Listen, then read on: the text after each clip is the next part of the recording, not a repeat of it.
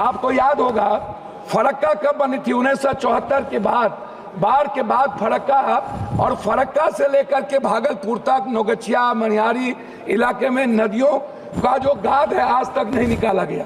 नरेंद्र मोदी जी के सामने नीतीश जी, हम लोग भी मीटिंग में थे, इस प्रश्न को उठाए थे कि क्या फरक्का का रिहैबिलिटेशन होगा या नदियों को कैसे हम लोग और मजबूत कर सकते हैं, जिसमें कोसी पर भी थी, भीमनगर बैरेज बनाने की बात थी, उसको हम लोग भीमनगर को रिहैबिलिटेशन नहीं कर पाए।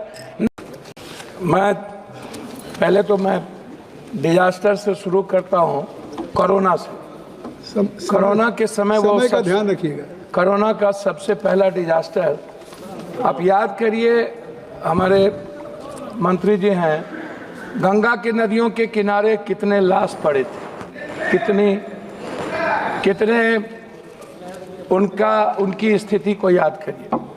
आप स्टेट प्रॉब्लम को याद कीजिए कि कैसा डिजास्टर था। केंद्र ने स्टेट के हाथ को बांध दिया था। महाराष्ट्र के मुख्यमंत्री और बंगाल के मुख्यमंत्री ने आपत्ति दर्ज की थी कि आप हमारे पावर को कटल करते हैं। तो डिजास्टर में आम लोगों को आप क्यों एक्नॉलेजमेंट नहीं करते हैं? सामाजिक लोगों को, सांस्कृतिक शैक्षणिक लोगों को, वहाँ के वैज्ञानिक को, जो ऐसे लोग हैं उसको आप, जैसे उत्तराखंड में मंत्री जी, यदि आम लोग वहाँ इन्वॉल्व होते तो 10,000 से कम जाने जाती। तो मैं चाहता हूँ कि डिजास्टर प्रबंधक को जो कमेटी आप बनाए, पंचायत वाइज, जहाँ पर बाढ़ आग से प्रभावित है, उसमें एक कमेटी बनाए जिसमें सामाजिक लोगों का महत्व हो। कोरोना में के प्रभावित 40,000 लोगों को अभी तक केंद्र के द्वारा पैसे मुआवजे नहीं मिले। तो मैं मुआवजे की बात करना चाहूँगा, मैं उसको याद दिला देना चाहता हूँ, जिसमें बिहार अत्यधिक प्रभावित है, मजदूर प्रभावित है, सभी लोग प्रभावित हैं, उत्तर प्रदेश के लोग, बंगाल के लोग प्रभावित हैं। मैं शुरू करता हूँ अटल जी के समय से। मैं उनको याद करता हूँ, अटल जी को, उनकी बहुत बड़ी परियोजना जिन्होंने नदी जोड़ने की बात की थी। मैं नदी जोड़ने से शुरू करता हूँ। बाढ़ का जो संबंध है या डिजास्टर की बात करते हैं तो अटल जी जरूर याद आए। उन्होंने हर नदियों को, कनेक्टिविटी को जोड़ने का जो उन्होंने एक बड़ा निर्णय था उनका, वो देश में एक बहुत बड़ा निर्णय था, लेकिन उस पर हम लोग अभी तक काम नहीं कर पाए।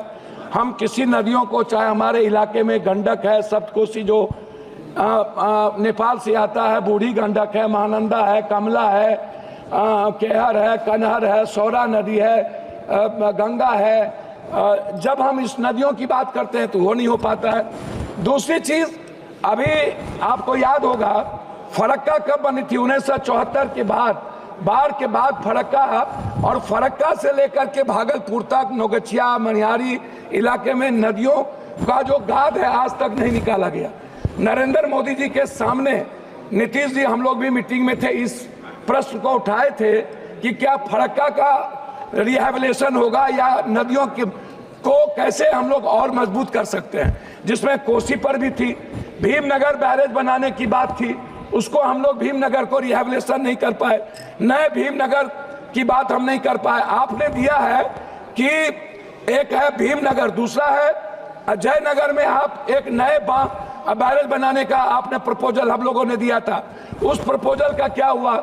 यदि हम उस बांध और चौड़ाकरण करते हैं, भीमनगर बैरेज बहुत लंबे समय से हो गया और सबसे ज्यादा प्रेशर पड़ता है, क्या कहते हैं आपको, नेपाल का।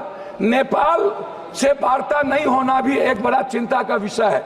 हम हाई डैम की बात करेंगे, जिसमें आपने 26 तक चिट्ठी लिखी है हमको कि आप 26 तक आप उसका पूरा का पूरा सारी चीज तैयार कर लेंगे, तो हम एक हाई डैम की बात बिहार के लिए, बिहार की आपदा के लिए जो सबसे बड़ा चीज है, हाई डैम भी है, एक बड़ा भीमनगर बैरेज का नवीनीकरण है, दूसरे जगह भी है। नदियों की सफाई की बात है, गाद, जो लगभग 40 सालों से अभी तक इतनी बड़ी सरकार होने के बावजूद भी हम गाद पर कोई काम नहीं कर पाए, हम नदियों को की सफाई नहीं कर पाए। नतीजा है सर, हम बात तो 5 मिनट हो गया सर, मैं दो